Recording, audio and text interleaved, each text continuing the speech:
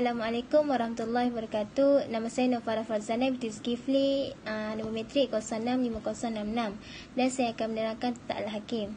Kata hakim secara etimologi berarti orang yang memutuskan hukum. Dalam fiqh, istilah hakim semakna dengan qadi. Namun dalam usul fiqh, kata hakim berarti pihak penentu dan pembuat hukum syariat secara hakiki. Ulama usul sepakat bahawa yang menjadi sumber atau pembuat hakiki dari hukum syariat adalah Allah Subhanahu Wa Taala. Dalam surah Al-An'am ayat 57, innal hukumu ilallah yaqsu al-haqqu wa huwa khairul fasalihin, yang bermaksud menetapkan hukum itu hanyalah hak Allah, dia menerangkan yang sebenar-benarnya dan dia pemberi kehidupan yang paling baik. Perbezaan tentang baik dan buruk, para ulama usul berbeza pendapat dalam masalah apakah hukum-hukum yang dibuat Allah Subhanahu Wa Taala hanya dapat diketahui dengan turunnya wahyu dan datangnya Rasulullah SAW, atau apakah akal mempunyai kewenangan dalam penetapan hukum-hukum syariat. Perbezaan ini berpangkal dari perbezaan pandangan tentang fungsi akal dalam mengetahui baik dan buruk sesuatu hal, iaitu tahsin aqli wa taqbih aqli. Yang pertama ialah golongan Mu'tazilah. Golongan Mu'tazilah berpendapat bahawa perbuatan dapat dibagi kepada dua kategori. Yang pertama ialah perbuatan yang sifat baik atau buruknya bersifat esensial, iaitu hasan li zatih dan qabih li zatih. Kekuatan akal yang sihat secara independen mampu mengetahuinya. Fungsi wahyu untuk memberitahukan suatu perbuatan adalah baik atau buruk, dikemas dalam bentuk perintah dan larangan. Yang kedua, perbuatan yang tidak dapat diketahui oleh akal terhadap nilai baik dan buruknya seperti ibadah dan cara-caranya. Secara mutlak diperlukan wahyu untuk mengetahui baik buruknya. Perbezaan tentang baik dan buruk. Yang pertama ialah golongan Maturidiyah. Golongan Maturidiyah membagi sesuatu perbuatan itu kepada hasan li zatih dan qabih li zatih, dan sesuatu yang ada di antara keduanya ini tergantung pada perintah dan larangan Allah Subhanahu Wa Taala. Menurut mereka, akal semata tidak dapat dijadikan landasan hukum. Setiap hukum haruslah bereferensi kepada wahyu. Yang kedua ialah golongan Asy'ariyah.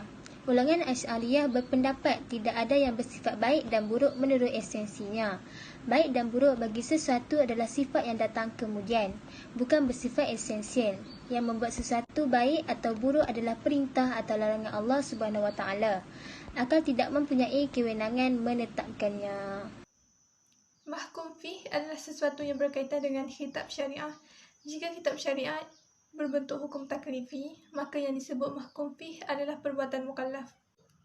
Jika kitab syariat itu berbentuk hukum wada'i, maka yang disebut mahkum fiqh itu boleh berupa perbuatan mukallaf seperti akad dan jarimah, atau bukan dalam bentuk perbuatan.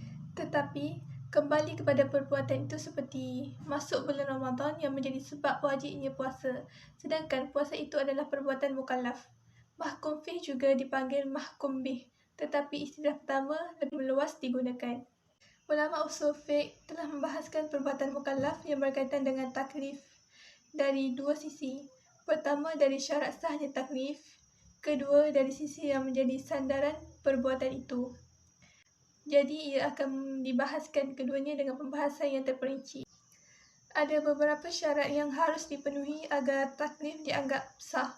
Pertama, mukallaf harus mengetahui taklif sepenuhnya sehingga dia menyedari maksud dan tindakannya sebagaimana yang telah ditaklifkan. Taklif tidak berlaku jika tidak diketahui.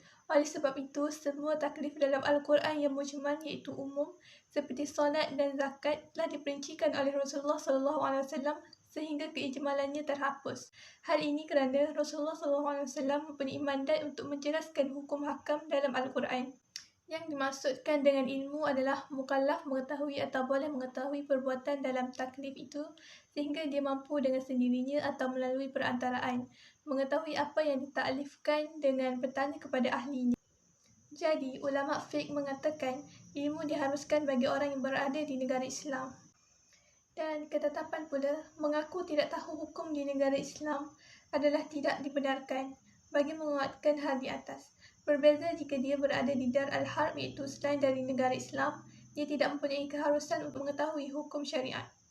Kerana hukum syariat tidak menjadi hal lumrah di Dar al-Harb. Oleh sebab itu, kalau ada orang di sana yang masuk Islam lalu tidak mengetahui kewajipan solat, maka dia tidak wajib menggantikannya sehingga suatu saat dia mengetahui kewajipan tersebut.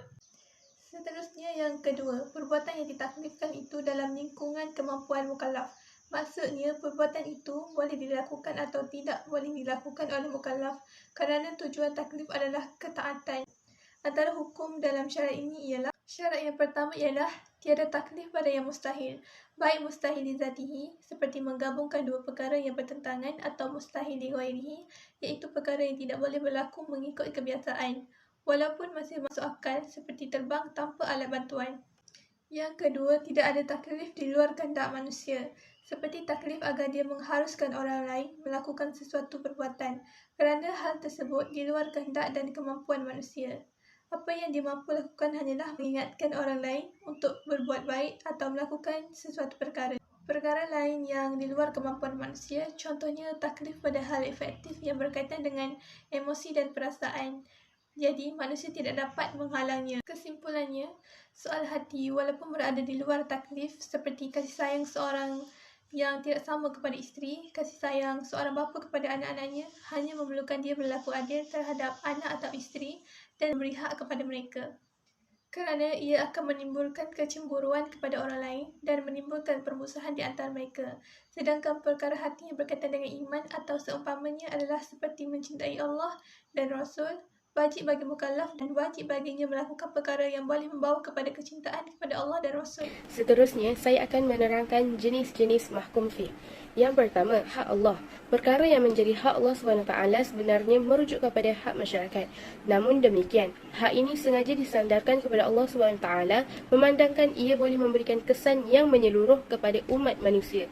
Justru itu, hak ini tidak boleh diketepi atau digugurkan dengan sengaja, sekalipun oleh individu yang terlibat dengannya. Jenis yang kedua, hak hamba. Perkara yang menjadi hak hamba yang merujuk kepada hak atau kepentingan seseorang individu. Antara contoh hak ini ialah hak untuk mendapatkan ganti rugi terhadap barangan yang dirosakkan oleh individu lain, hak pemilikan terhadap barangan yang dibeli atau bayaran terhadap barangan yang dijual dan seumpamanya. Jenis yang ketiga adalah hak Allah dan hak manusia, namun hak Allah yang lebih menonjol. Perkara ini merujuk kepada hukuman hudud terhadap qazaf, iaitu sebatan 80 kali rotan yang dikenakan ke atas pesalah yang menuduh individu suci sebagai penzina. Ini kerana pelaksanaan hukum ini adalah bermatlamat untuk menjaga kepentingan kedua-dua hak masyarakat dan juga hak individu yang dituduh sebagai penzina. Jenis yang seterusnya adalah hak Allah dan hak manusia, namun hak hamba yang lebih menonjol. Perkara ini merujuk kepada pelaksanaan hukuman kisos ke atas pesalah yang melakukan pembunuhan dengan sengaja. Dari satu sudut, pelaksanaan hukuman ini mengandungi hak Allah SWT kerana ia bertujuan untuk menjaga keamanan dalam masyarakat dan mengurangkan kegiatan jenayah. Assalamualaikum warahmatullahi wabarakatuh. Saya Nurul Farzana binti Kamaruddin. Di sini saya ingin menerangkan mengenai mahkum alaih.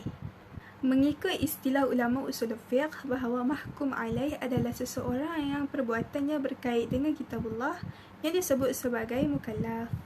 Dari segi bahasa, mukallaf diartikan sebagai orang yang dibebani oleh hukum-hukum syarak. Sedangkan dalam istilah usul fiqh, mukallaf disebut sebagai mahkum alaih, iaitu subjek hukum. Mukallaf adalah orang yang dipertanggungjawabkan dengan kewajipan dan perintah untuk menjalankan hukum tuntutan agama Islam serta menjauhi larangannya atas dasar orang tersebut sudah mencapai usia dewasa dan mempunyai akal yang telah sampai seruan agama kepadanya. Seterusnya, syarat sah taklif. Taklif adalah sebuah tuntutan untuk melaksanakan sesuatu pekerjaan yang terdapat musyaqqah di dalamnya. Mukallaf tersebut mampu memahami dalil taklif dan mengetahui titah Allah. Artinya, ia mampu memahami nas-nas perundangan yang ada di dalam Al-Quran dan Sunnah dan melaksanakan hukum-hukum tersebut dengan kemampuannya sendiri atau perantara. Seterusnya, kemampuan seseorang memahami dalil taklif hanya melalui akal fikiran kerana akal itu adalah alat untuk memahami dan mengetahui. Maka, akal yang mampu memahami itulah yang menjadi landasan taklif.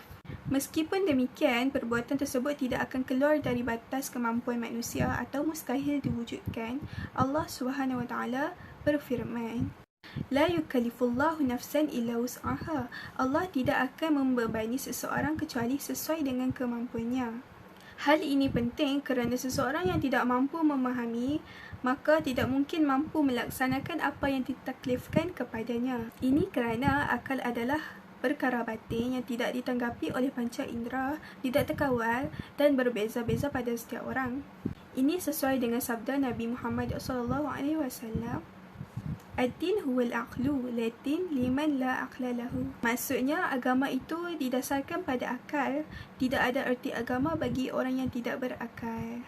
Seterusnya, jika seseorang telah mencapai mimpi dan perkataan atau perbuatannya mengikut kebiasaan orang yang menunjukkan kewarasan fikirannya, hukumnya adalah untuk menugaskan memenuhi syarat taklif, iaitu baligh yang berakal.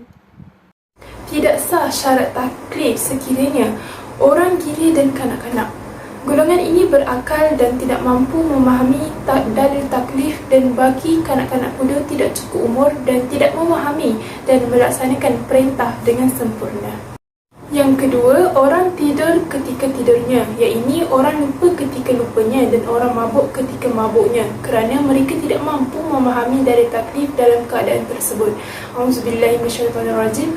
Rafa'al qalamu anis ats-tsalatsa an an-na'im hatta yastakizu wa an as-sabbi hatta yahtalimu wa an al-majnun hatta yufiku. Diangkat catatan dari 3, iaitu orang tidur sehingga jaga, kanak-kanak sehingga cukup umur, dan orang gila sehingga ia siuman. Diriwayatkan oleh Ahmad di dalam Musnad Al-Tirmizi. Adapun kewajipan dikeluarkan zakat harta kanak-kanak dan orang gila mengikut pendapat jumhur ulama, dan kewajipan memberi nafkah keluarga, kedua-duanya yang terdekat dan isterinya, dan mengganti setiap yang dimusnahkan oleh kedua-dua mengikut pendapat semua fuqaha. Maka bukanlah ia merupakan taklif kepada kedua-duanya kerana ketidaksempurnaan, malah ia merupakan taklif terhadap penjaga kedua-duanya dengan menunaikan kewajipan tersebut dari harta kedua-duanya. Kesimpulan bagi mahkum alaihi ialah usul fiqh telah sepakat bahawa mahkum alaihi adalah seseorang yang perbuatannya dikenai kitab Allah Ta'ala yang disebut mukallaf. Mukallaf adalah orang yang telah dianggap mampu bertindak hukum, baik yang berhubungan dengan perintah Allah maupun dengan larangannya. Dan taklif adalah sebuah tuntutan untuk melaksanakan suatu pekerjaan yang terdapat musyaqah di dalamnya.